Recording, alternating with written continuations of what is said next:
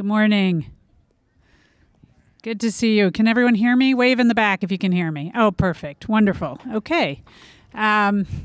It's really wonderful to see everybody. Welcome to Williams. Welcome back. Welcome for the first time. It's a little chillier than most of our Family Day gatherings of this particular program, and we thank you for bearing with us as we try to meet the spirit of our COVID precautions while having all of you here on campus. It's really so exciting to see so many families here with us again, and has made me very happy this morning. I'm Maud Mandel. I'm the president of Williams College. I'm joined on the stage by Marlene Sandstrom, who's the dean of the college and the Hales professor of psychology.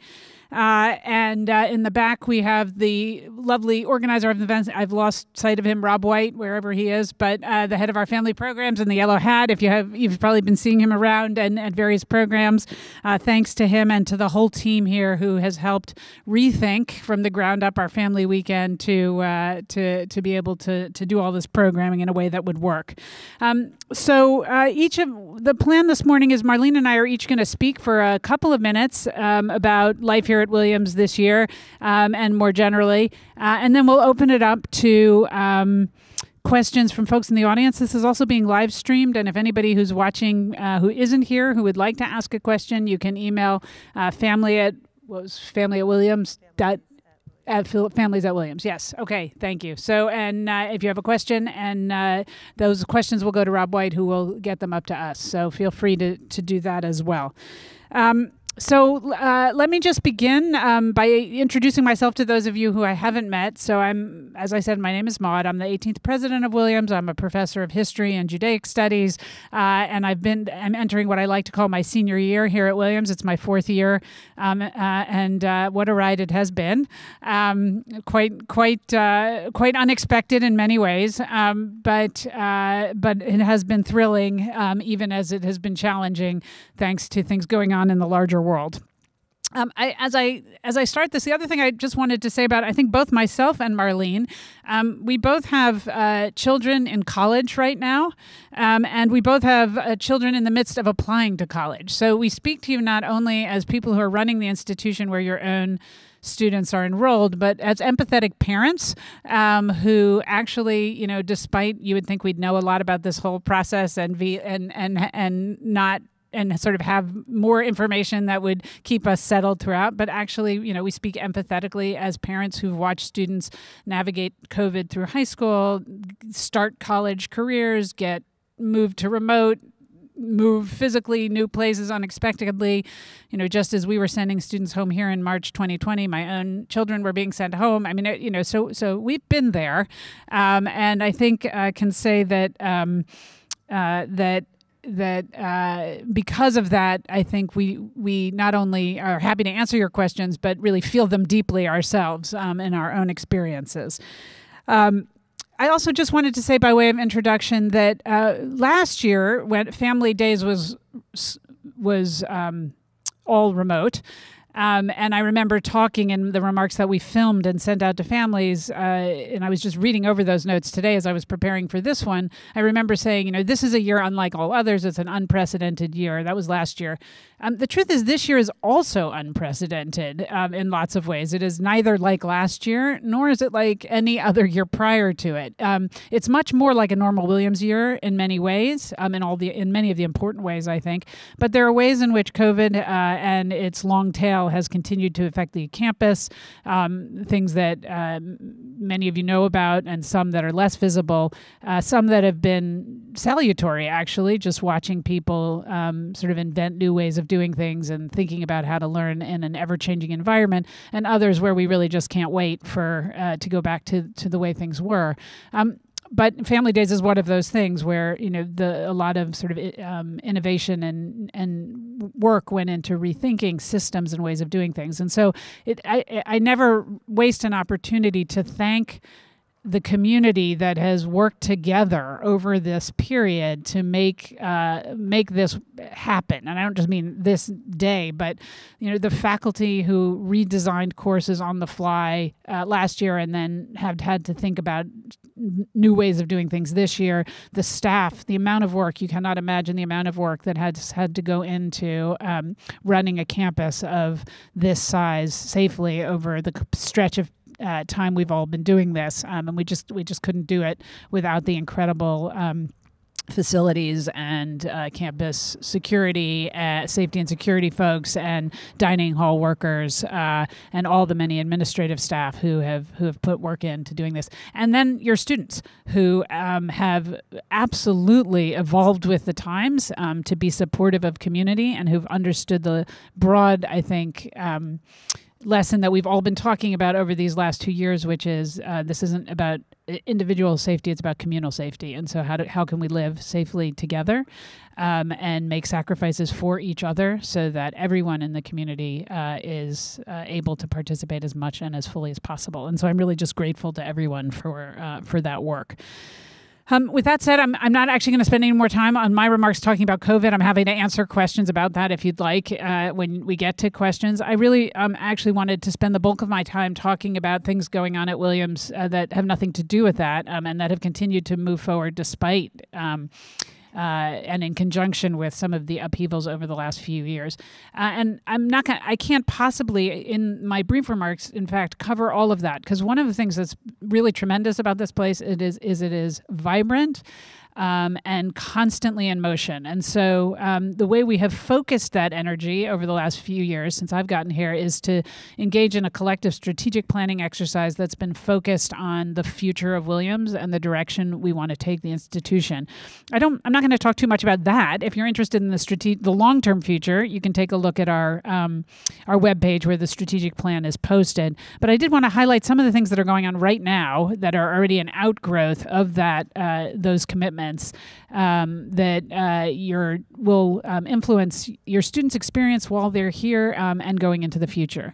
So there are a couple of areas I wanted to focus. The first is there's a commitment in the strategic plan to a couple of academic initiatives that we are going to be continuing to build and foster over the years ahead. One is in the space of technology and the liberal arts. So and this is really because I think of Williams as the very best generalist liberal arts education in the country. That is the core commitment that we maintain over decades. That's the unchanging commitment. But the students the world that our students are graduating into does change, and we want to position them to be successful into that world they're graduating into. So, what are the skills and capacities that they need to know to be successful in this moment and in the decades to come? So one is in the area of data science and technology. And we think a lot about how does a liberal arts college address the questions that are related to big data that so many of our students are going to have to engage with as they go out in the world. And there we focus not just on, obviously, really strong departments here at Williams, computer science. Sorry, hold on. Just put that down. Computer science, statistics, mathematics, but also science and technology studies. That is, what are the humanistic and social science skills that students need to have to think about engaging responsibly and ethically with the technological questions that are going to influence our society, how to engage with the ethical questions around AI, around genetic engineering, around using data responsibly. As you're looking for cures for global pandemics, how do you think about the social and historical inequities to access to care? These are the kinds of things that a liberal arts college can do in addition to building up strong resources in teaching about in data and science. So this is one area of strategic focus. Another area of strategic focus is in the creative arts. And I want to just take a moment to take a 35,000-foot moment to say why that's been so important to me as we've moved the strategic plan forward. When you think about the core competencies we hope all undergraduates get better at in college, we think of things like writing, solving problems, analyzing data, communication, These are skills we hope your students are going to get better in here while they're here, no matter what they study. So we want them to get better at writing by taking English courses and history courses, but also by taking biology courses, right? We teach writing across the curriculum. We teach research across the curriculum. The assumption isn't that the students who graduate are going into the academy. It's that they're taking these skills out of these classes with them wherever they go, and they're using the content here to get better at these skills. Another skill that we want them to get better at is creative thinking, being creative. There is no professional path they take where they won't need to do research and analyze data and write. There's also no next path where they won't have to think deeply and creatively. And we teach that across the curriculum too, right? We teach that in all areas that we teach. But like writing is grounded in English and problem solving is grounded in our STEM fields, creativity is really grounded in our creative arts programs. And so there's a real strategic emphasis on thinking about building and strengthening up those programs, which actually have a very long legacy at Williams of being a core part of the cross-disciplinary education that we offer in the liberal arts. So I mentioned this to parents because I hope you're encouraging your students to do that too, not just to get better at the economics program they're in or the history program, but also to take ceramics. To do performance work, to expand their thinking through acting. I will tell you, without naming names, one of our most famous alumni who went on to do very important, famous,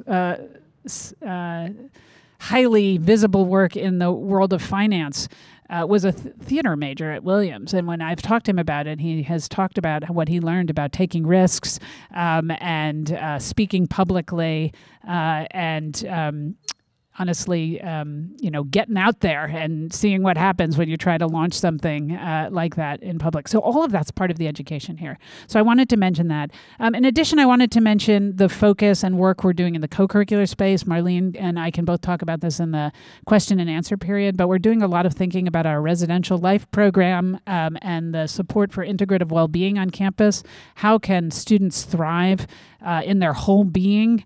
Not just in their curricular work, but also the co-curricular lessons they're going to take away in terms of talking across difference, taking care of themselves in all ways, leadership skills. These are some of the cross-cutting out-of-classroom lessons you get at a residential liberal arts college that we're trying to give some shape and form to over the next few years so that students are prepared for some of the challenges that I think we all need to be getting better at, in fact, which I think we've learned a lot over these last few years, that in addition to our cross-cutting academic skills, we also want to be really, really culturally adept at talking to different kinds of people, to taking care of ourselves in stressful circumstances and the like. And so there's really an emphasis in our future thinking on building up those programs. I also want to just lastly mention some deep value-centered cross-cutting commitments in our thinking, both in the diversity, equity, and inclusion space and in sustainability. That if you ever do have time to peruse our long-term plan, you'll see we're really trying to wind through everything that we're doing here. The most physical manifestation of the work in the Diversity, Equity, and Inclusion Center work is that over the next couple of years, we're going to be doing some significant renovation and support of our Davis Center, which is our multicultural center here on campus.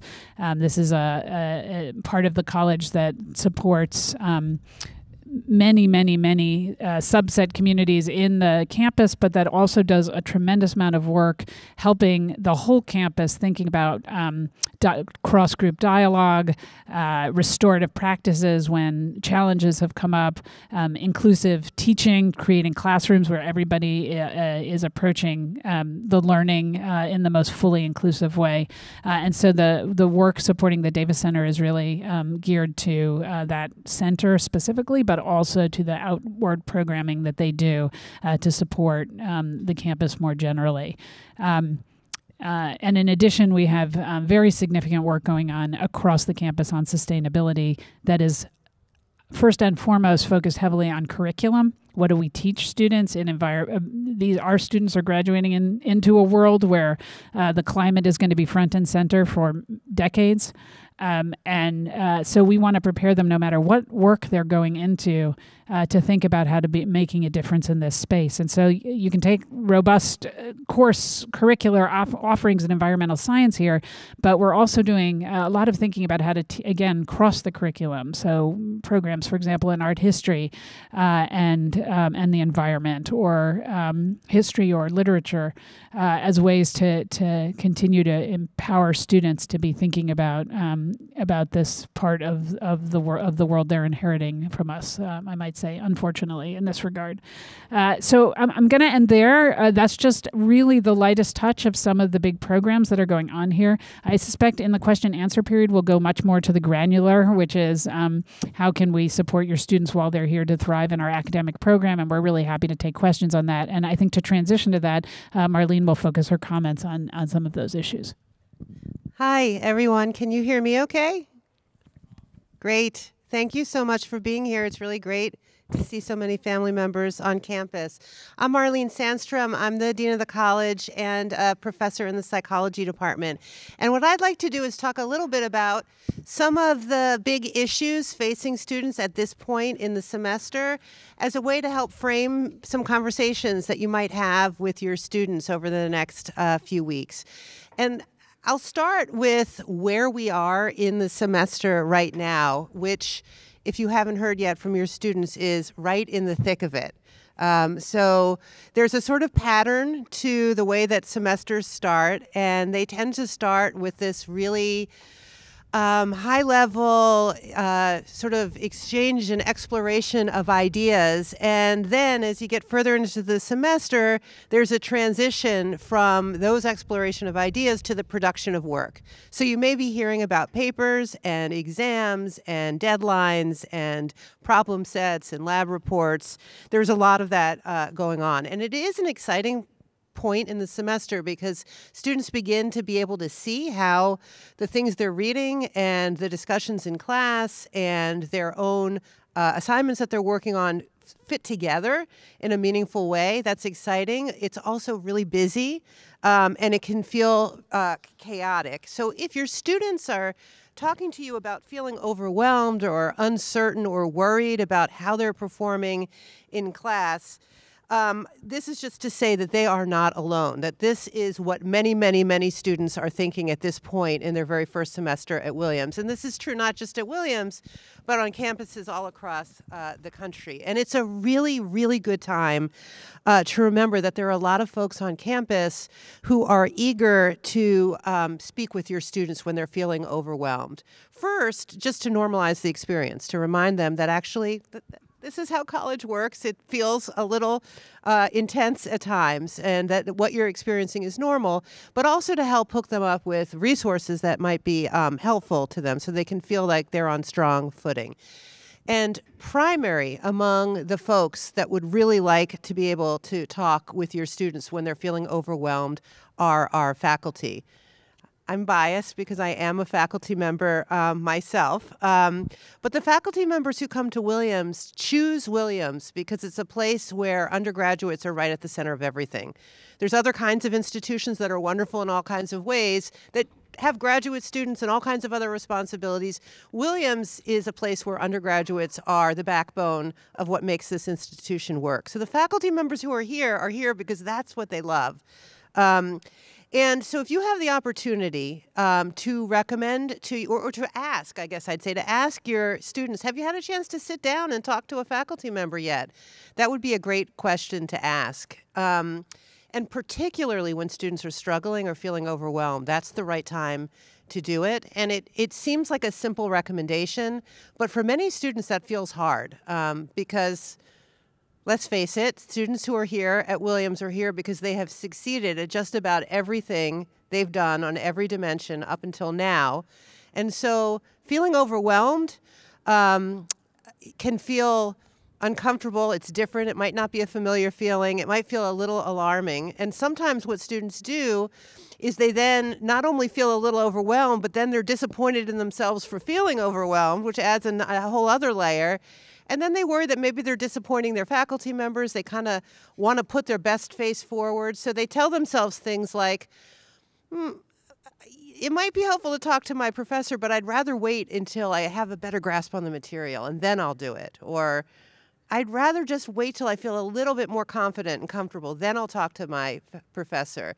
But of course, that kind of thinking leads to avoidance of the thing that would actually really help them feel more confident and comfortable, which is to sit down and have those conversations. So one take-home message is to encourage your students to talk to one of the greatest resources we have on campus, which is our faculty members. I want to mention a sort of related issue, which has to do with the first academic bump. And some of you may already know what I mean, and your students may have already talked to you about the first academic bump. I say first because there's going to be many academic bumps. Life is full of bumps, and college is no different. So it could be an exam that didn't go well, a paper that had tons of, helpful comments in the margin, or, a deadline that students couldn't meet on time. And it's really, really important for students to know that that first bump is really, really, really not a predictor of what they should or should not pursue moving forward. I really can't think of anything that could happen in the first 7 or 8 weeks of college that students should take as a sign that this is not the right discipline for me. Or I guess I'm just not a physics person, for example. That's not what the first bump means.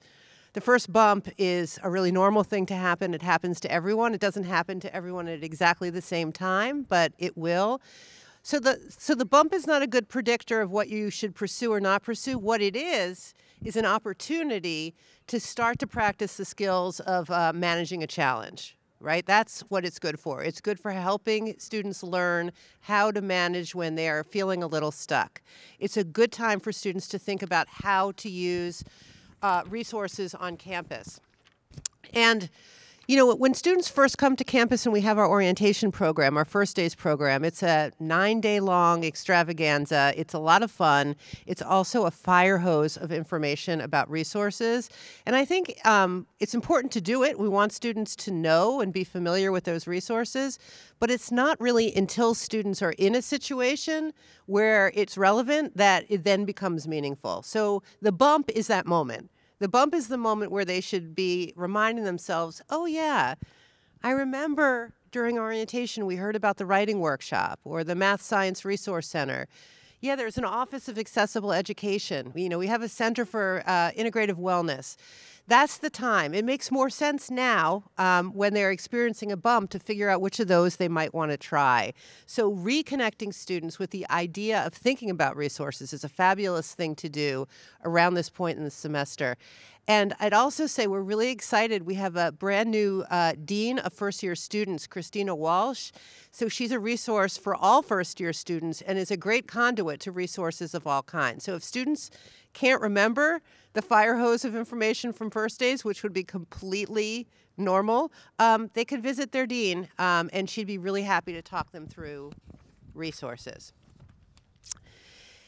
It's a strange thing to say because students are just now, many of them, beginning to sort of settle into life at Williams, and already it's time to think about next semester's courses. So next week, all of your students are going to be sitting down with their faculty advisors to think about what courses they want to select for the spring. So I wanted to talk briefly about that and say that often students worry about not knowing what their big plan is or, what they want to do at Williams, and then it becomes hard. They get a little stuck thinking about classes because they feel like the courses they select should be slotting into some bigger kind of picture or sense they have of what the next 4 years are going to be like. The truth is that a first-year student does not have to have a plan. They do not need to have the big plan. They do not need to have their major picked out. In fact, this year and next year are really the best time for them to be exploring the curriculum. So if they're feeling stuck because they don't yet know what the thing is that's going to be their passion or their major at Williams, that's okay.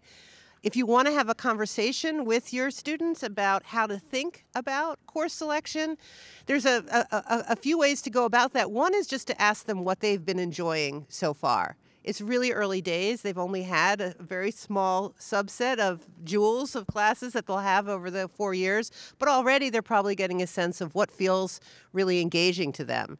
You know, is it the hands-on classes where they can roll up their sleeves and really do something like a bio lab or an environmental science course that actually gets you out into the field, or a theater class?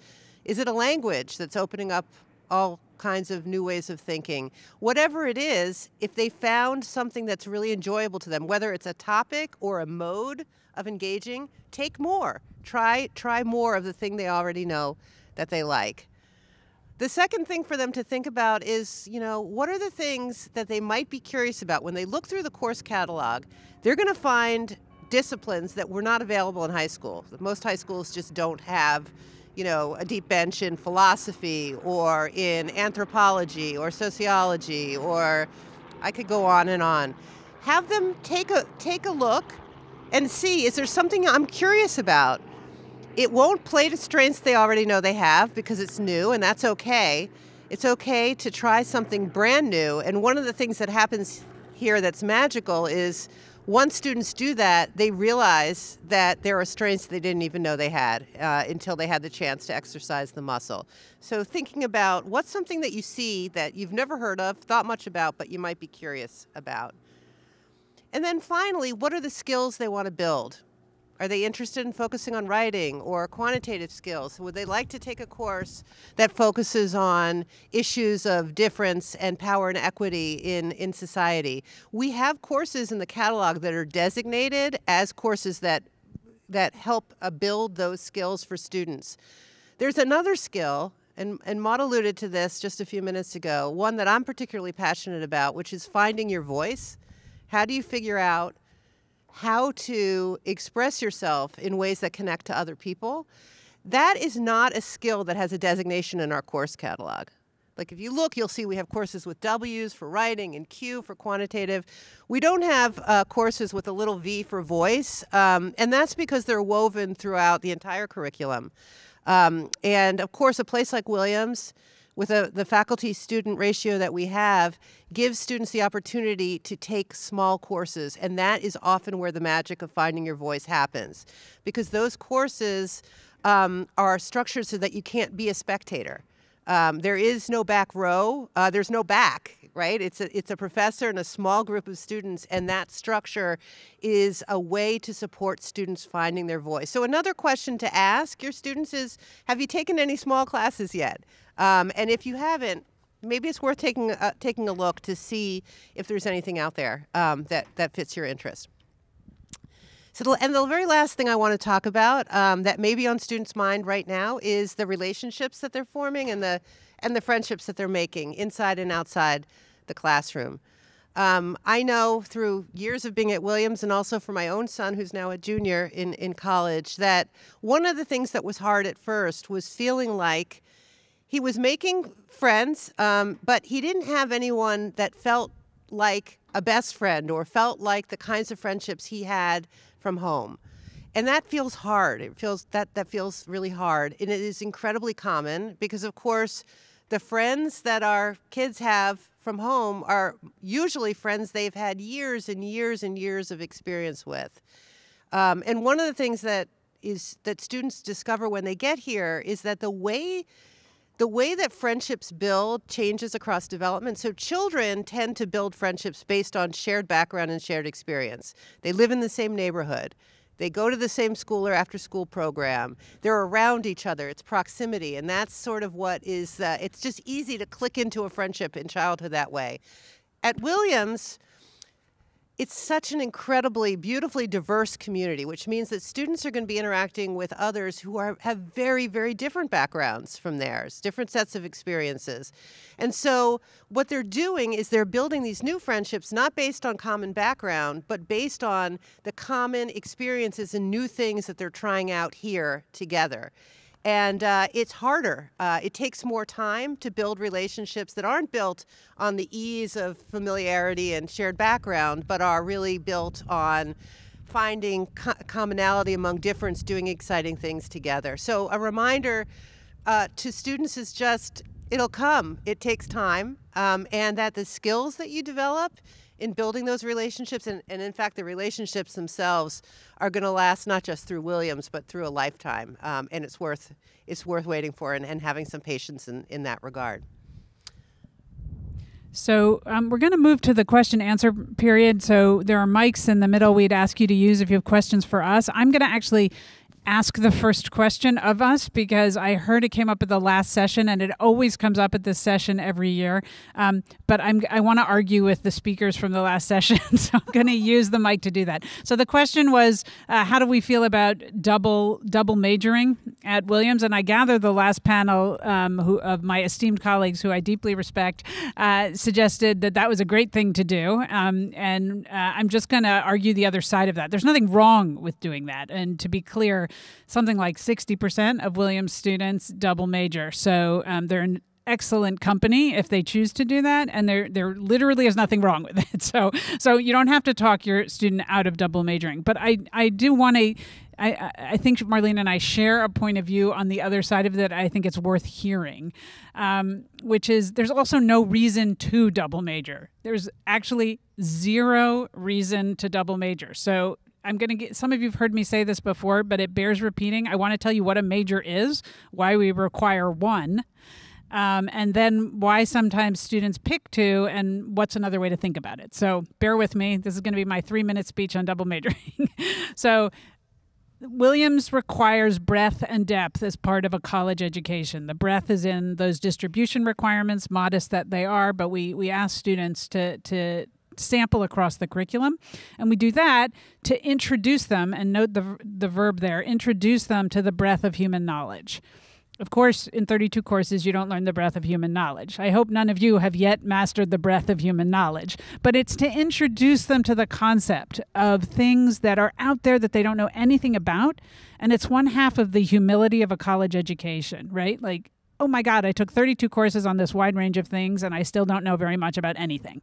That's one of the big lessons you learn in college.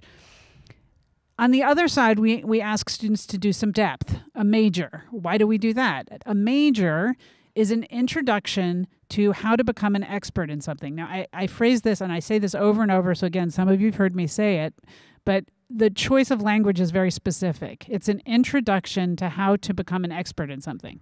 You don't become an expert in something by studying 10 courses, right? You're introduced to the beginning of that process. Why do we do that?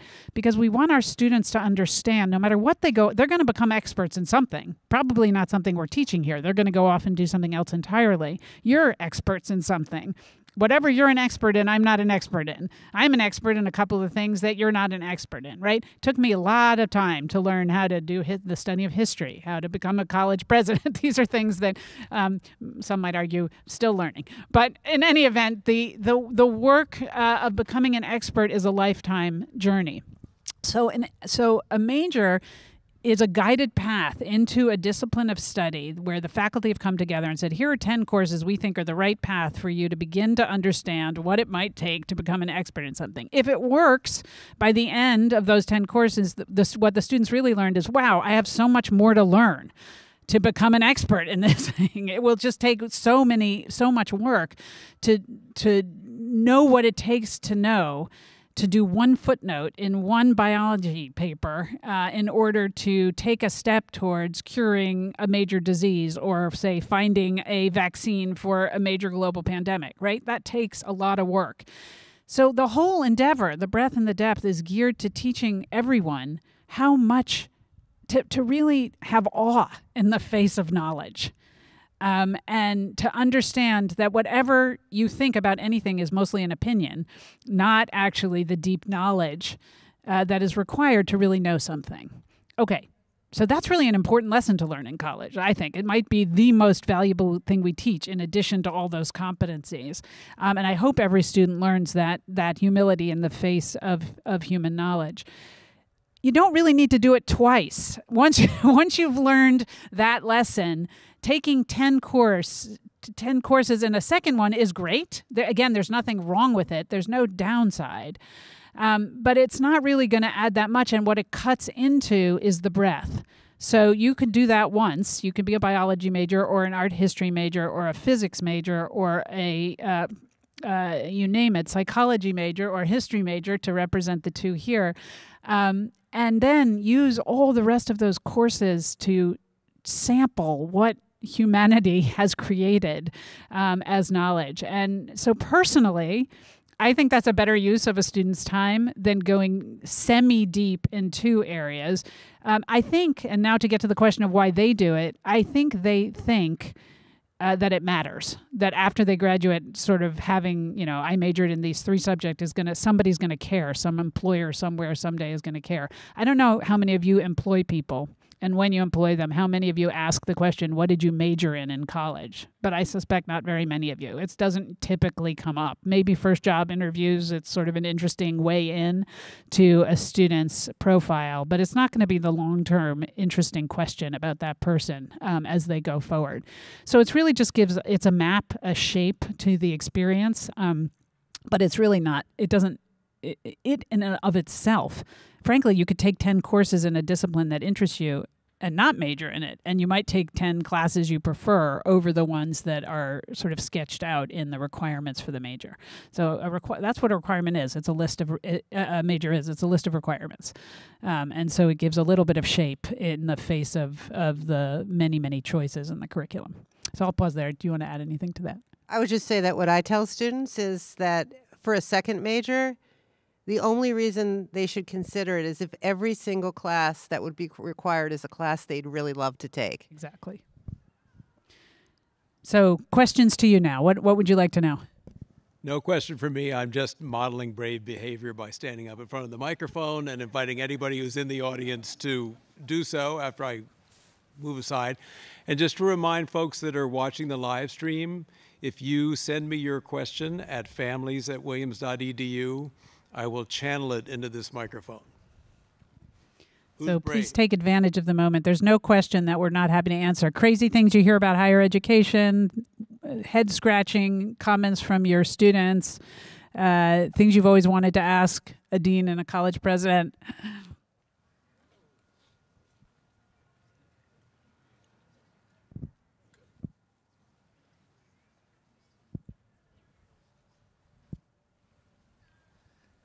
Well, I'll ask a question you might not be so eager to hear, but I think that you've addressed elsewhere, and it's partly because it's in the news currently. As you know, Amherst College has changed its policy on legacy admissions, I believe eliminating them. And in response to that, a number of other liberal arts colleges in the Northeast, including Williams, have been quoted with their current thinking on that subject. So I'd like to take the opportunity to ask both of you where you see Williams evolving or maybe standing its ground on legacy admissions, because there's definitely some pros involved with it, as well as current thinking that might be critical of it. Yeah, thanks for the question. I'm actually eager to have the question because it is in the news, and I know that a lot of people are wondering and thinking about it. So I should note that the Amherst announcement was about 2 things. It was about legacy admissions, and it was about certain supports in the financial aid arena. And I say this, I'm not supposed to express a love of a fellow institution, but I do want to note that that was a really important part of the announcement too, the leaning into access and affordability, which that school believes in and which we believe in very deeply as well. So Amherst chose to follow a strategy they felt was right for them. We certainly support them in doing that. At Williams, we do think that the legacy focus misses the underlying problem of social capital. So I just want to note, for the purposes of this conversation, that if you don't admit a legacy student under the current system of the way admissions works, chances are that spot's going to be filled by a child of alumni from another elite school. And I say that because our legacy students, and it's really, really important that I make this clear, are superb students. nobody is coming in with any look at that legacy status that's getting bumped in over a lesser student. They are extraordinary students, which means they're applying to other institutions too, and they're going to so they'll go to Amherst. Now Amherst has no legacy. They can take more children of Williams alumni, and that will be very good for Amherst. So I just want to note that there's more going on here. It's a little more complicated than it reads in the headlines, and that's why the financial aid piece is so important. Because what Amherst is trying to achieve, and Williams is also trying to achieve, is to open up the doors of access and opportunity to as many well-deserving applicants as we can by leaning into our final aid package. There, I think you'll see if you look at both schools, we have very robust financial aid packages that focus on, here at Williams, has been really a leader in this, not just in need-blind admissions and in need-seeking admissions, but in providing some of the most robust financial aid packages in the country that include a book grant for students so that they can cover their book purchasing, that covers health insurance, emergency financial support for all students, and many other aspects. We actually made an adjustment that Amherst is announcing this year, we made last year, to the way we calculate family income that has in fact reduced the amount that families in the middle income bracket have had, in certain circumstances, have had to pay in. So that's in some ways the big news. Specifically, since you asked about legacy, I'll note that Williams has had a fairly consistent legacy population of about 11% over many years. It is one thing we look at when we look at the holistic application process of our student applicants. As I say, we never take a student who isn't equipped and, in fact, deserving of being here. And I worry sometimes when this conversation moves into the press the way it has, that there is some suggestion that those students are not of the equivalent stature and strength as other students, and that's just simply not the case. So we want to be really careful, whatever you think about this. And the last thing I'll say, and there's probably a whole range of parents here with very strong points of view about this, if my inbox is any indication, and I thank the president of Amherst for making my week a very interesting week, if my inbox is any indication, there are very strong points of view about this. You all probably disagree with each other about it. It is a topic that's on the minds of many people in higher ed these days. I suspect the conversation will continue to be a robust one over time. But as you take it forward and read those pithy headlines, just remember how extraordinary every student is. Every single student here at Williams is, no matter what their background is and where they came from. Thank you. Looks like there's a question at the back. Hi.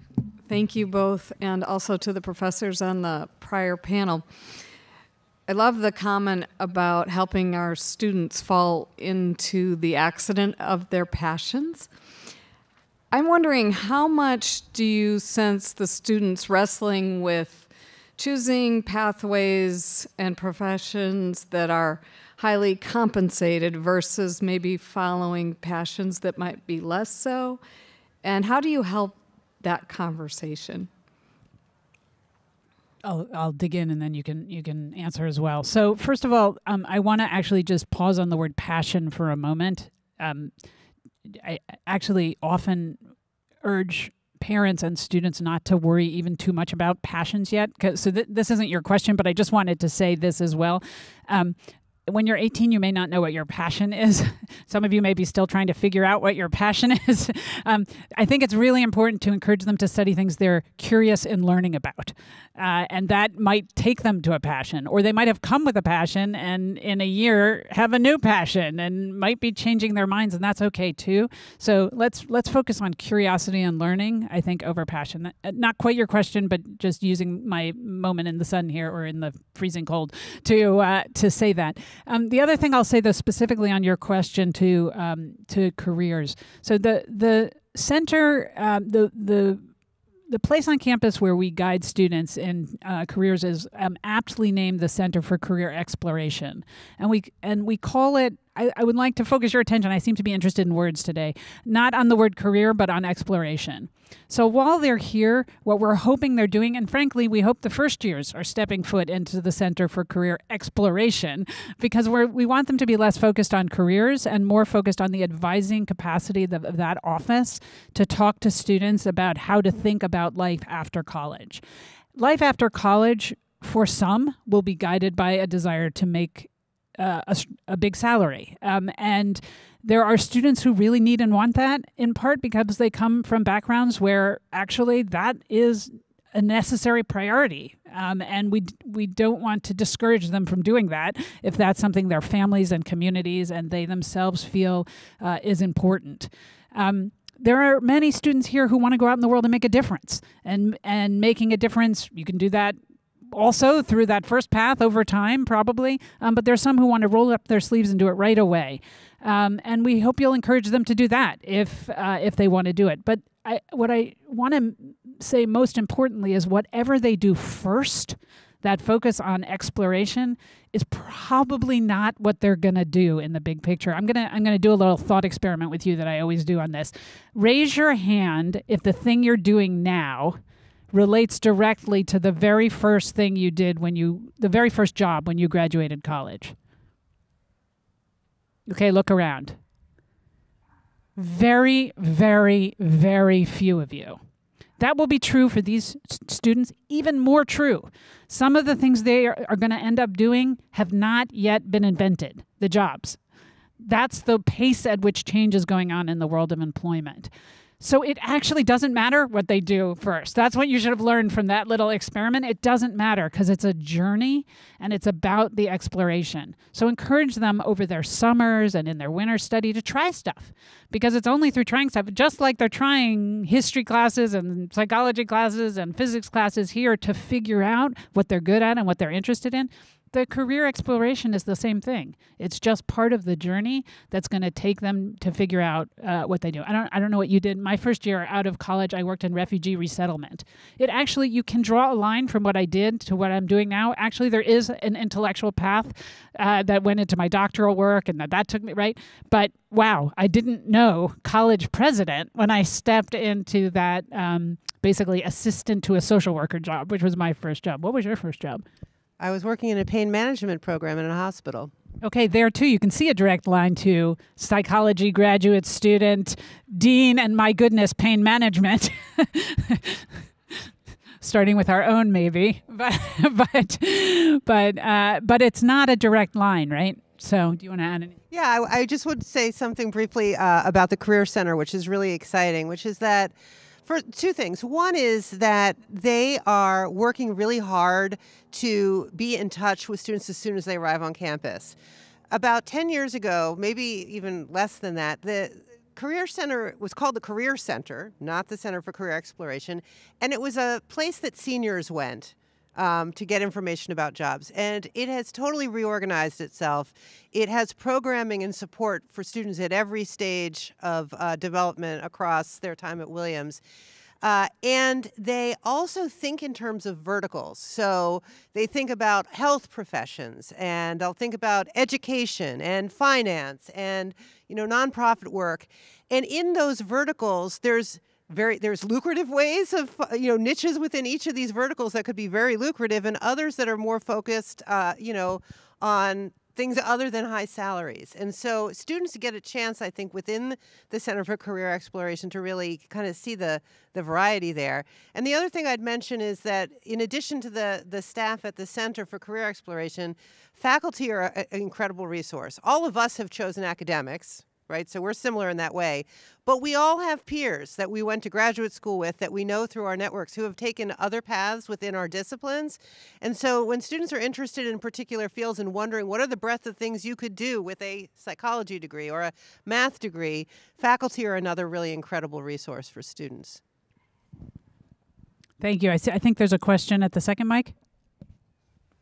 Yeah, that's you. It's my daughter calling.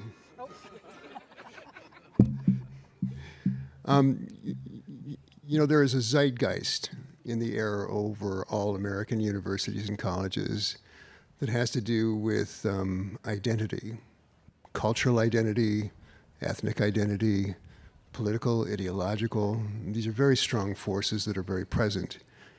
How do you accommodate that, or what principles do you use to accommodate that in maintaining also the, she's back, the principles of teaching the classical disciplines as you set out to do when you became college faculty members? How do you accommodate that, and how do you ingest it into your processes? Thank you. Thank you. So the question is about how are we considering questions of identity and fostering and accommodating all the difference that is not just on the campus, but I think training and students to go out into a world where this is, as I mentioned at the beginning, increasingly a part of their lives is going to be thinking about how to navigate across difference of all kinds. So this is, I think, actually for a long time has been a core value of this institution. One of the answers to your questions very specifically is simply the diversity of the population we bring here. This is an extraordinarily diverse campus, and just simply by being here, taking classes, living in the dormitories, being on athletic fields and in performances and in various clubs of various kinds, students are constantly navigating across all kinds of differences all the time. And honestly, to your point about the zeitgeist in American society or global society, but our students are doing this more than any of us are doing it because they're on a campus that has valued that, and it means that right from the day they get here in their very first room with their first roommate, they're living with somebody Marlene alluded to this in her remarks, from a vastly different background right away. So with no skills, right? In you go. There you go. Go to your room, meet your roommate or your suite mate and figure it out. So some of that's happening in the sort of wound into the DNA of the experience of going to college. In addition, though, I do think to your question about how are we accommodating it, we have a fairly significant emphasis on building communities of belonging and inclusiveness. And I should note that this is work in progress. And we're not going to get it right all the time, which is why you read about college campuses in the news when you'll hear stories where something has gone terribly wrong on this front. But I actually think it makes the news, in a sense, because it's rare when it goes wrong, and then it's newsworthy. In fact, we're navigating these differences every day, and we're doing it hugely successfully. I mentioned that our Davis Center, Multicultural Center, is focused on programming to support students and faculty and staff for thinking about the very question that you just mentioned. We've been talking a lot with faculty over years around building communities of engaged inclusivity in classrooms. That is, how do you navigate those very conversations you just raised in the classroom when you can be talking about things that are highly charged and where people disagree. And there are lots of examples here of courses where faculty are doing this all the time, every day. So that's another space in the classroom where these conversations happen. But we have staff members now whose really expertise is in helping the campus navigate these questions, and that's another way that we do that work. Marlene, do you want anything? Yeah, I would just add that the other really incredible thing that it has been a steady drumbeat over 25 years is diversifying our faculty, not just our students, but our faculty. The reservoir of skill that our faculty have on thinking about inclusive education and how you have a vibrant, genuine discussion in class that actually allows people to feel like they belong and they're in the room and they're safe in the room and they're getting something really incredible out of that conversation. That takes skill. And we're particularly our new faculty, as they come in, they're being trained in graduate programs that emphasize that. So we're seeing more and more faculty who, this is a very core part of who they are as teachers. And we are really excited about the development in early stages of a center for teaching on campus where faculty are going to be able to share their expertise with other faculty on some of the skills that help them do the incredible work that they do. Thank you. So I think we have time for one more question, and we have somebody at the first microphone. Okay, so good morning, and I just wanted to take a moment as a parent to thank both of you for your incredible leadership My daughter is a sophomore, and last year during the midst of the pandemic, just your level of concern, the way you kept us informed, was just so reassuring. In many ways, I felt safer sending her here than even having her with us at home, just because of your tremendous leadership. I was sad to see that the dean will be, I guess, going back to faculty, I think I read, and I noticed that you have a different process for selecting your dean. So I hope the next dean will be as caring as you have been, and will communicate in a way that has been so wonderful. Thank you. Thank you so much. So actually, this gives me a wonderful opportunity to publicly thank Marlene for so many years of service to the Office of the Dean of the College. As she reminded me the other day, I'm still here. I have a whole year left. So you can keep asking her your questions and being in touch. Probably get more emails from me. Yes. And thank you so much for your kind remarks. It really is meaningful. It has been, as I noted at the beginning, an extraordinary 4 years, but working with the incredible senior staff colleagues and so many colleagues across this institution has made it a truly amazing experience. So thank you. And thanks to all of you for your support, engagement, and questions. We're, I believe, heading to lunch now, and I'll be wandering around there as well. So if you want to come up and ask questions you didn't feel like asking into a microphone, I'm happy to chat with you there as well. Thanks so much. Have fun. Thanks, Maud and Marlene.